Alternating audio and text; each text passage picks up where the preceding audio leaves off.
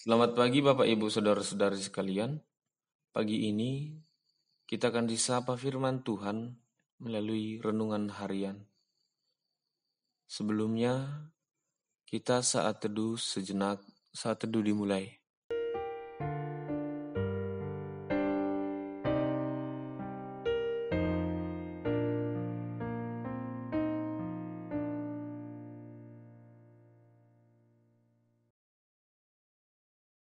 Amin. Firman Tuhan untuk kita pada hari ini diambil dari Yohanes pasal 16 ayat yang ke-24. Demikian pembacaan firman Tuhan. Sampai sekarang kamu belum meminta sesuatu pun dalam namaku. Mintalah, maka kamu akan menerima, supaya penuhlah sukacitamu. Meminta di dalam nama Yesus. Meminta di dalam nama Yesus, manusia hidup dalam tuntutan dan kebutuhan. Pernyataan ini sangat tepat sebagai gambaran dari kebutuhan hidup manusia. Lalu dalam renungan ini, diperhadapkan bahwa meminta kepada Yesus harus memosisikan diri bahwa permintaan itu harus merujuk pada tugas panggilan Allah. Artinya, permintaan yang kita lantunkan di hadapan Allah adalah wujud dari memuliakan nama Allah.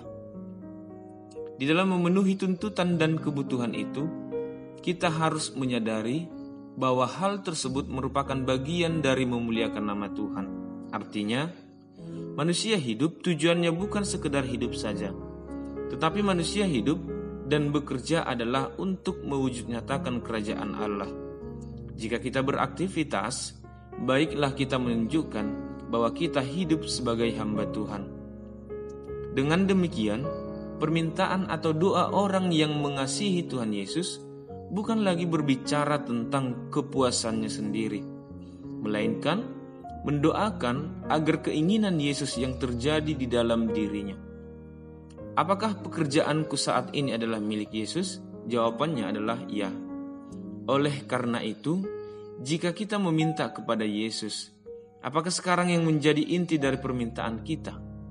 Masihkah kita meminta sesuatu keinginan kita lagi tentang pekerjaan itu? Tentu tidak lagi. Sang pemilik tahu apa yang terbaik dengan yang Ia punya.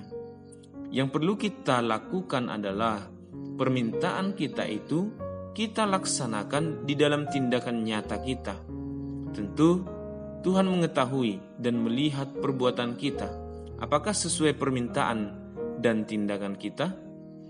Biarlah Yesus sebagai pemilik hidup yang menentukan apa yang menjadi bagian dari hidup kita. Menguatkan iman, itu adalah satu-satunya jalan menuju pada pengharapan kita. Sembari kita menghidupi tugas panggilan di dalam pekerjaan kita, Allah akan memberikan yang terbaik atas usaha bagi setiap orang yang mengandalkan Yesus di dalam segala permintaannya. Yesus memberikan sukacita penuh bagi siapapun yang meminta di dalam namanya.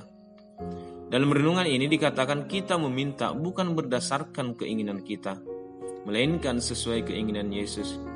Dan kita harus menghidupi segala pekerjaan kita adalah merujuk pada tugas panggilan memuliakan Tuhan. Di dalam permintaan kita, mintalah apa yang menjadi keinginan Yesus. Seperti pesan Yesus kepada para muridnya. Orang yang berhak menerima sukacita penuh ini adalah mereka yang hidup menurut dan memberitakan Injil.